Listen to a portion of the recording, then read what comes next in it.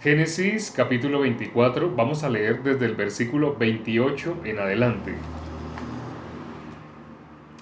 Y la doncella corrió e hizo saber en casa de su madre estas cosas. Y Rebeca tenía un hermano que se llamaba Labán, el cual corrió afuera hacia el hombre a la fuente.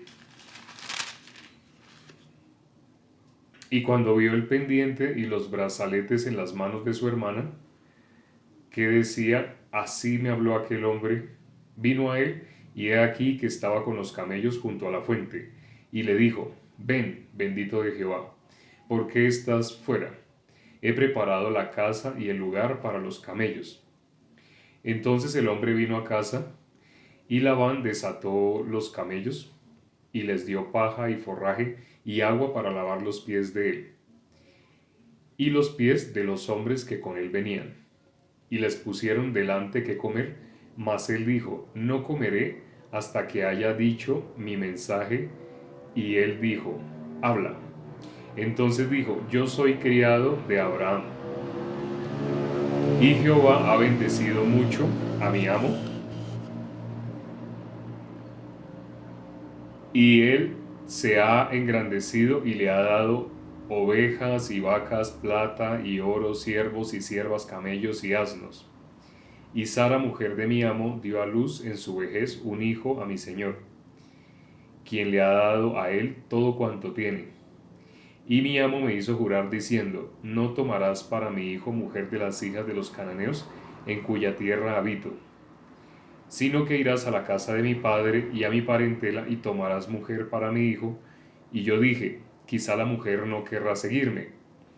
Entonces él me respondió, Jehová en cuya presencia he andado, enviará su ángel contigo y prosperará tu camino, y tomarás para mi hijo mujer de mi familia y de la casa de mi padre. Entonces serás libre de mi juramento cuando hayas llegado a mi familia, y si no te la dieren, serás libre de mi juramento. Llegué pues hoy a la fuente y dije, Jehová, Dios de mi señor Abraham, si tú prosperas ahora mi camino por el cual ando, he aquí yo estoy junto a la fuente de agua. Sea pues que la doncella que saliere por agua, a la cual dijere, dame de beber, te ruego un poco de agua de tu cántaro. Y ella me respondiere, bebe tú y también para tus camellos sacaré agua, sea esta la mujer que destinó Jehová para el hijo de mi señor. Antes que acabase de hablar en mi corazón, he aquí Rebeca que salía con su cántaro sobre su hombro, y descendió a la fuente y sacó agua, y le dije, te ruego que me des de beber. Y bajó prontamente su cántaro de encima de sí, y dijo, bebe y también a tus camellos daré de beber. Y bebí y dio también de beber a mis camellos. Entonces le pregunté y dije, ¿de quién eres hija? Y ella respondió, hija de Betuel, hijo de Nacor, que le dio a luz Milca. Entonces le puse un pendiente en su nariz y un brazalete en sus brazos. Y me incliné y adoré a Jehová y bendije a Jehová, Dios de mi señor Abraham, que me había guiado por camino de verdad para tomar la hija del hermano de mi señor para su hijo. Ahora pues, si vosotros hacéis misericordia y verdad con mi señor, declarádmelo, y si no, declarádmelo, y me iré a la diestra o a la siniestra. Entonces Labán y Betuel respondieron y dijeron, de Jehová ha salido esto, no podemos hablarte malo ni bueno. He aquí Rebeca delante de ti, tómala y vete, y sea mujer del hijo de tu señor, como lo ha dicho Jehová. Cuando el criado de Abraham oyó sus palabras, se inclinó en tierra ante Jehová, y sacó el criado alhajas de plata y alhajas de oro y vestidos, y dio a Rebeca. También dio cosas preciosas a su hermano y a su madre. Y comieron y bebieron él y los varones que venían con él, y durmieron, y levantándose de mañana dijo, enviadme a mi señor. Entonces respondieron su hermano y su madre, espera a la doncella con nosotros a lo menos 10 días y después irá. Y él les dijo, no me detengáis, ya que Jehová ha prosperado mi camino, despachadme para que me vaya a mi señor. Ellos respondieron entonces, llamemos a la doncella y preguntémosle. Y llamaron a Rebeca y le dijeron, ¿irás tú con este varón? Y ella respondió, sí, iré. Entonces dejaron ir a Rebeca, su hermana, y a su nodriza, y al cabo, y al criado de Abraham, y a sus hombres. Y bendijeron a Rebeca y le dijeron, hermana nuestra, sé madre de millares, y posean tus descendientes la puerta de sus enemigos. Entonces se levantó Rebeca y sus doncellas montaron a los camellos y siguieron al hombre y al criado y el criado tomó a Rebeca y se fue. Leímos hasta el versículo 61. Prácticamente lo que leímos el día de hoy fue exactamente lo mismo que leímos ayer, ¿no? Como una repetición. Eh, Casi la misma historia, ¿no? Se repite dos veces en el mismo capítulo. ¿Hay algunas diferencias? Sí, hay algunas diferencias. Por ejemplo, en este versículo, el versículo 60, no sé si se dieron cuenta, la bendición, la bendición con la que bendicen a Rebeca. Miremos, leamos detenidamente esa bendición. En el versículo 60 dice, y bendijeron a Rebeca y le dijeron, hermana nuestra, sé madre de millares y posean tus descendientes la puerta de tus enemigos. Esta es la misma bendición que le había dado Dios a Abraham, la misma bendición. Es la misma bendición que sabemos que se refiere a nuestro Señor Jesucristo.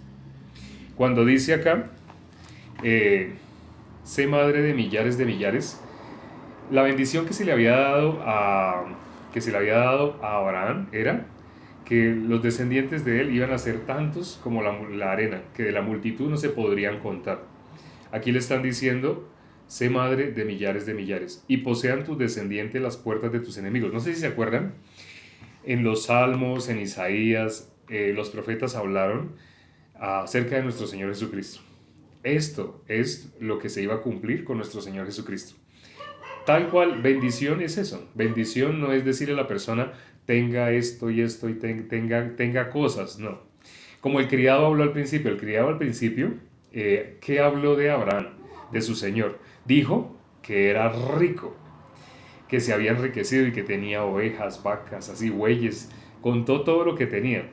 Eso no es bendición. Humanamente, para nosotros, esa es la bendición. Cuando una persona piensa en bendición, piensa en tener y tener cosas. Cuando una persona piensa en la palabra prosperar o prosperidad, piensa en que le vaya bien económicamente, que tenga cosas y cosas y cosas y cosas que no se va a llevar. Entonces, no. En el caso de la palabra, ¿qué es rico espiritual? Una persona que está llena de sí mismo, de muchas cosas que ha hecho, como el joven rico. Ese hombre que tenía tantas riquezas, cuando él le dijo a Jesús, le dijo la ley, ¿sí? Honra padre y madre, no adulterarás, no hurtar, no codiciar, así le nombró, del quinto mandamiento al 10º, se los nombró. Pero cuando Jesús le dijo, bueno, solo te falta una cosa, vende todo lo que tienes y dalo a los pobres, y ven y sígueme. Ese joven dice que se fue porque era muy rico, así dice, ¿no? Entonces muchas personas, cuando hemos nombrado ese versículo en los videos cortos de TikTok, dicen, pues se está refiriendo a riquezas económicas. Bueno, ¿por qué nuestro Señor Jesucristo le dijo, vende todo lo que tienes y dalo a los pobres? Porque resulta que los últimos mandamientos, los 10 mandamientos, se dividen en dos. Los primeros 4 son la relación entre Dios y el hombre. Por eso dice, no tendrás dioses ajenos delante de mí, no te harás imágenes ni te inclinarás, no tomarás el nombre de Dios en vano y guardar el día de reposo. ¿Sí? Eso es la relación entre el hombre y Dios. Pero cuando miramos desde el quinto en adelante, empieza con honrar a padre y madre, así, con no adulterar, no matar, no levantar falso testimonio, así, y llega hasta no codiciar, no mentir y no codiciar. Esos últimos 6 mandamientos, ¿cómo se resumen? ¿Cómo los resumiríamos? Lo resumiríamos de la relación del hombre con el hombre, ¿sí? Entonces, si miramos, esos últimos mandamientos son la relación del hombre con el hombre. Por eso toda la ley, ¿de qué depende? De dos mandamientos, que son esos abreviados, estos 4 y estos 6. Entonces, estos 4, si los resumiéramos de alguna manera o si los abreviamos de alguna manera, sería amar a Dios con toda tu mente, con todo tu corazón, con todas tus fuerzas, con toda tu alma. Pero si resumimos estos últimos 6, ¿cómo resumiríamos los últimos 6? Amarás a tu prójimo como a ti mismo. Yo sé que muchas personas no sabían esto, pero por eso es que en la Biblia dice, de estos dos depende toda la ley, porque realmente son el resumen de la ley. Los 10 mandamientos en sí son un resumen también de toda la ley. Pero esos 10 también se pueden resumir. Pero al fin y al cabo la ley, cuando uno la mira, aún en esos dos que depende toda la ley, este joven que Jesús le dijo, anda, vende todo lo que tienes y dalo a los pobres. ¿Por qué le dijo nuestro Señor Jesucristo así? Porque él, ¿qué le dijo? Él le dijo que esos 6, esos últimos, él los había guardado desde su juventud. Pero esos 6, ¿en qué se resumen? Esos últimos 6 mandamientos, ¿en qué se resumen? Esos últimos 6 mandamientos se resumen ¿en qué? Se resumen en amar al prójimo como a sí mismo. Esos 6 mandamientos se resumen en eso. Como él le dijo a nuestro Señor Jesucristo que él los había guardado, entonces nuestro Señor Jesucristo le dijo, ah, sí. Ah, bueno, entonces solo te falta una cosa. Anda, vende todo lo que tienes y dalo a los pobres. ¿Sabe qué le está diciendo? Ama a tu prójimo como a ti mismo. ¿Sí? Ama a tu prójimo como a ti mismo. ¿Por qué? Si una persona ama realmente al prójimo como a sí mismo, digamos, alguien llega a la puerta de la casa y golpea, pam, pam, pam. Entonces, así, aquí está pam, así, pam, pam, pam. Entonces, golpea, tan, tan, tan, pero para no montarse la pam. No es pam, pam, pam, sino tan, tan, tan. Entonces, golpea. Cuando alguien golpea, digamos un mendigo, y entonces uno sale y le dice, ay, por favor, me puedes regalar de comer, mire, yo tengo mis hijos acá conmigo, no he comido en todo el día, por favor, regálame.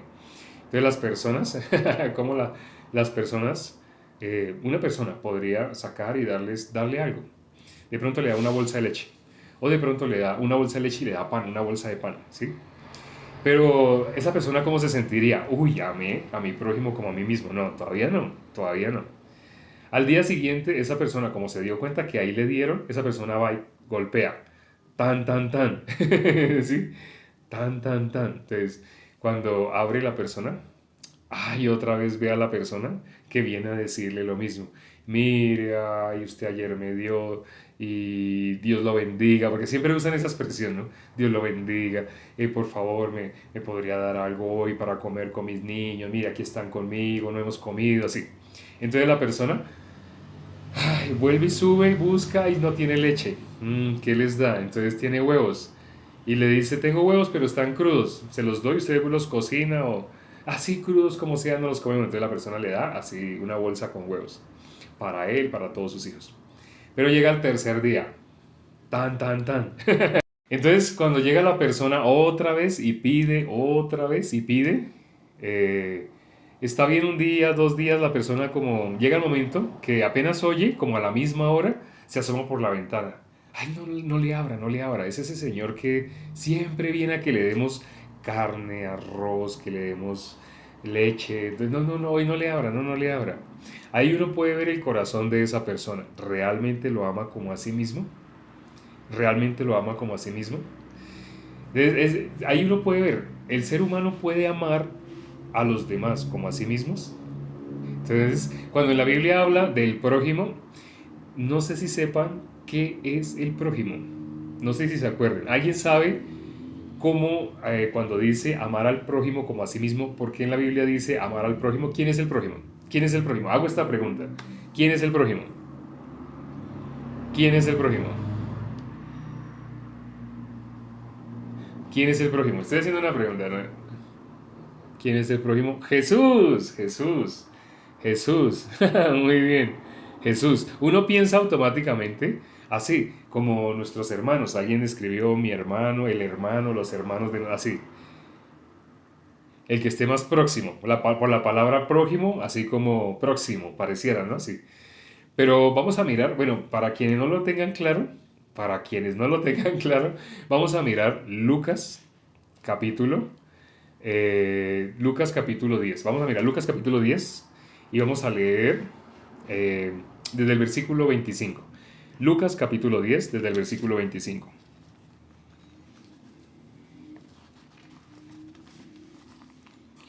Lucas capítulo 10, desde el versículo 25.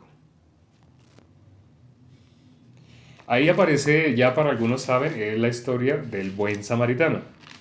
Del buen samaritano. Dice en el versículo 25. He aquí un intérprete de la ley se levantó y dijo para probarle: Maestro, ¿haciendo qué cosa heredaré la vida eterna? Él le dijo: ¿qué está escrito en la ley? ¿Cómo lees? Aquel respondiendo dijo: amarás al Señor tu Dios con todo tu corazón, con toda tu alma, con todas tus fuerzas y con toda tu mente, y a tu prójimo como a ti mismo. Y le dijo: bien has respondido, haz esto y vivirás. Pero él, queriendo justificarse a sí mismo, dijo a Jesús: ¿y quién es mi prójimo? Respondiendo Jesús, dijo: un hombre descendía de Jerusalén a Jericó. Ahora, él le hizo una pregunta. Le dijo, porque él se quería justificar, ¿sí? ¿Quién se quería justificar? Un intérprete de la ley. Una persona que toda la vida, toda su vida se la había dedicado a enseñarle a las personas cómo interpretar la ley, ¿sí? ¿Cómo vivían los judíos? ¿Cómo vivían los intérpretes de la ley? Ellos vivían tratando de hacer lo que dice la ley. Como si guardar fuera imponer nuestro esfuerzo. Guardar significa: ¿para qué Dios dio la ley? Dios dio la ley para que toda boca se cierre y todo el mundo quede bajo el juicio de Dios. Eso está escrito en la Biblia. Pero la gente, sin saber para qué se dio la ley, piensa que guardar la ley es cuando dice no codiciarás. Es que yo no debo codiciar, yo debo esforzarme por no codiciar. Como de mí sale de una manera natural el codiciar, entonces yo debo esforzarme por no codiciar. Entonces cuando yo vaya en la calle voy a tratar de no mirar, porque de pronto yo veo una moto que me gusta, ay, yo quiero esa moto. O de pronto yo voy a la calle y veo, no sé, un vestido, en el caso de las mujeres, de pronto veo un vestido que me gusta, ay, yo quiero ese vestido, o yo quiero ese peinado, o yo quiero ese bolso, no sé qué cantidad de cosas, ¿sí? Entonces la persona dice, no, para no codiciar, entonces voy a no mirar, voy a caminar así mirando hacia abajo. Yo les conté, yo duré un año vestido con capota, un solo color, y con las manos acá, cruzadas. Y yo duré un año caminando así, mirando hacia el suelo, porque yo no quería codiciar. Eso que les estoy diciendo, realmente yo lo experimenté. Yo quería no codiciar. Yo pensaba que esa era la finalidad de la ley. Cuando dice guardar la ley, yo pensaba que guardar era eso. Entonces, no voy a codiciar, no voy a codiciar. Después de ese año, ¿sabe qué me di cuenta? Era imposible. Aún en sueños yo codiciaba. Aunque yo mirara al suelo, yo codiciaba. Le alcanzaba a ver a veces los zapatos a otra persona y yo me miraba mis zapatos. Sí. Y cuando yo me miraba mis zapatos y miraba, a veces yo, ya, y solamente mirando los zapatos, yo quería tener los zapatos de esa persona. El ser humano, por naturaleza, codicia. Codicia de la manera que toma aire, exhalar, de la manera que inhala y exhala, así codicia. El ser humano es una máquina de codiciar. Pero entonces, como la ley dice no codiciarás, yo pensaba que guardar la ley era voy a no codiciar, voy a hacer lo posible por no codiciar, no codiciar. ¿Sí? Pero no, nadie puede hacer eso. Es imposible, es imposible. Efectivamente, es imposible. Si una persona medita, se da cuenta, yo no puedo.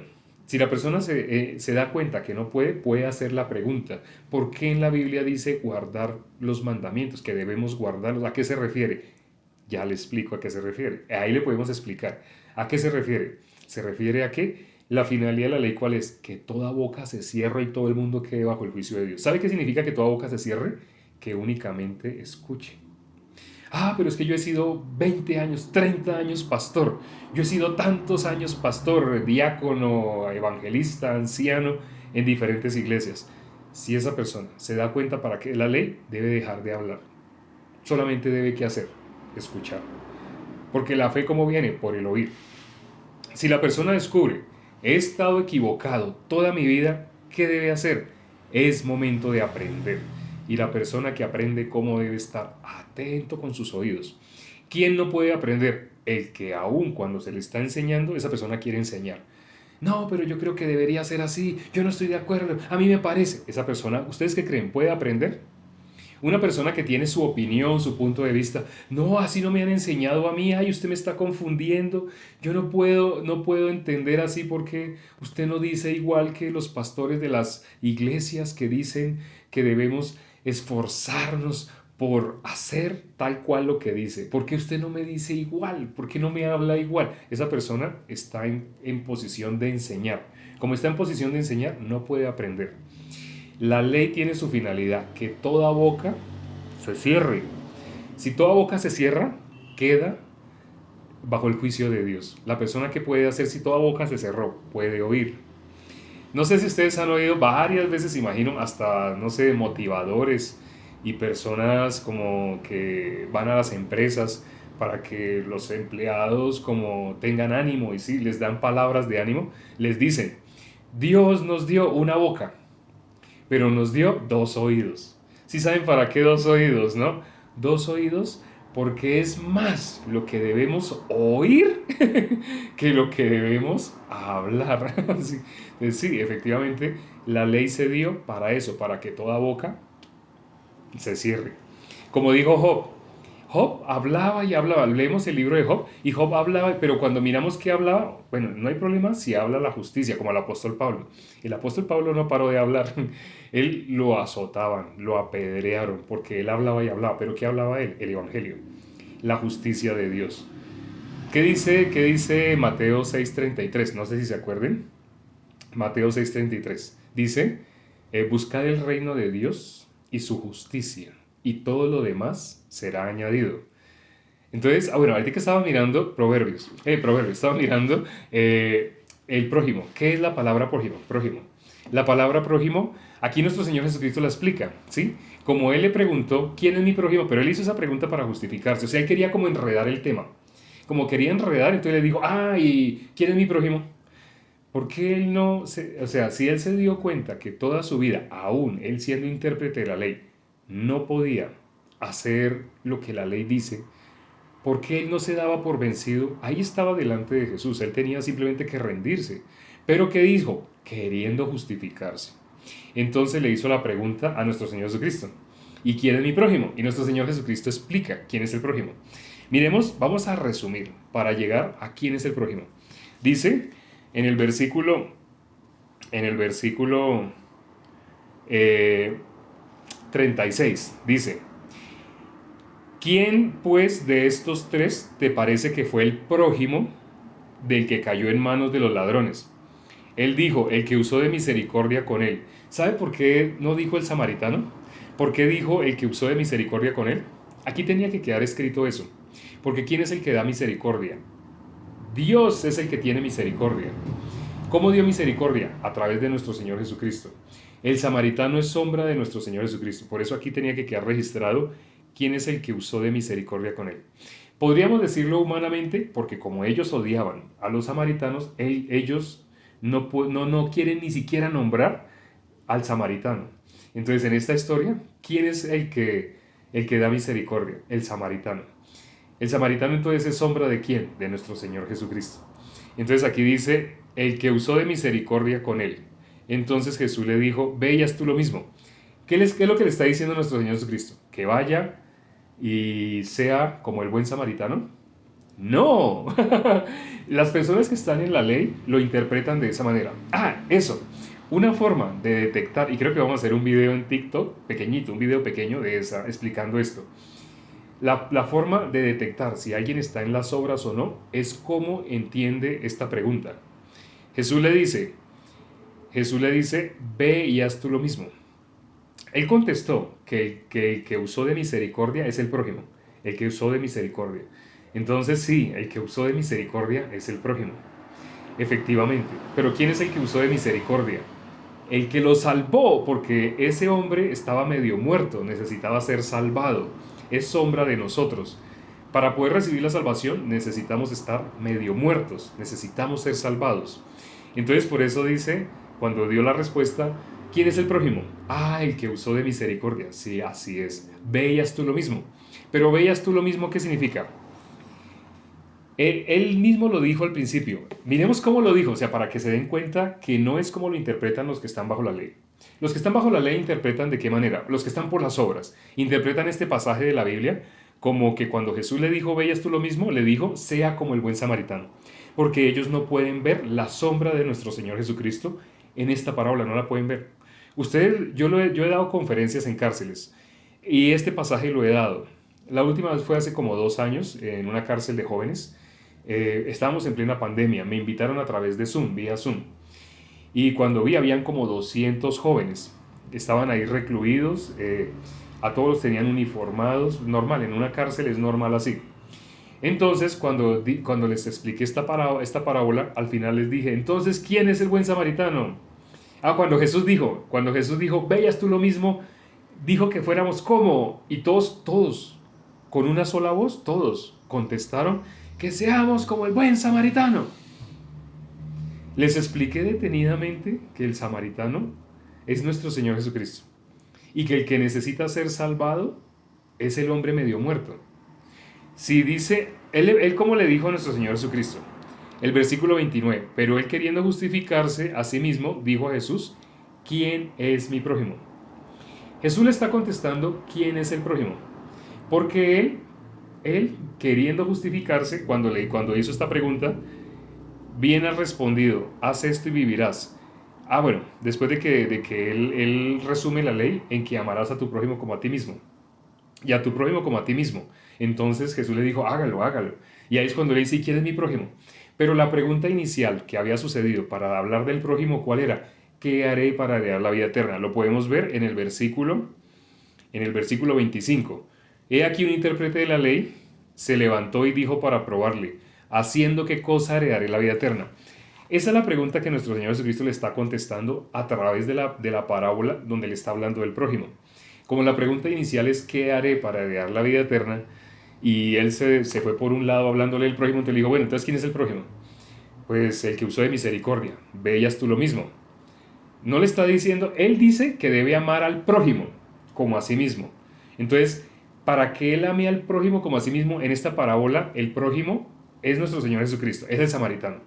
¿Qué hizo el samaritano? Salvó a alguien que no merecía ser salvado.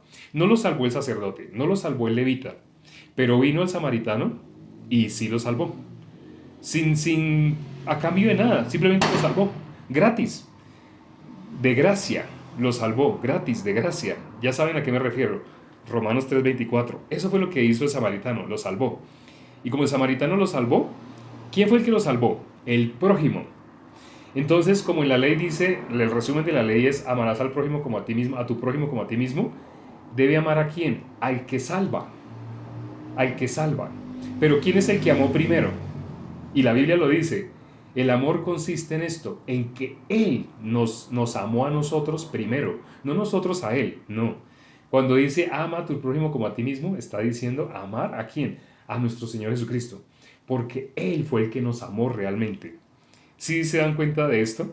Entonces, acá en esta parábola, esa es la parábola que lo habla más claramente. Por eso cuando las personas hablan del prójimo, normalmente piensan en algo literal. ¿Y algo literal qué es? Prójimo es como, bueno, sabemos que antiguamente en vez de la J se usaba la X. Entonces prójimo es como, viéndolo bien, es como próximo, ¿sí? Como más cercano. Tiene sentido, tiene lógica y así se enseña en teología. Pero cuando miramos la Biblia, así no es. Mirando la palabra de Dios, ¿qué es el prójimo? ¿A qué se refiere con amar al prójimo como a nosotros mismos? Que tenemos que ser salvos, porque Él nos amó primero. En el momento que una persona recibe la salvación, esa persona está recibiendo el amor de la verdad. No sé si se acuerdan que ese versículo lo hemos leído. Miremoslo nuevamente. Está en 2 Tesalonicenses, capítulo 2. Tesalonicenses, capítulo 2. Tesalonicenses, capítulo 2.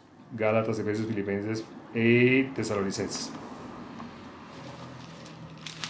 Segunda Tesalonicenses, capítulo 2, del versículo...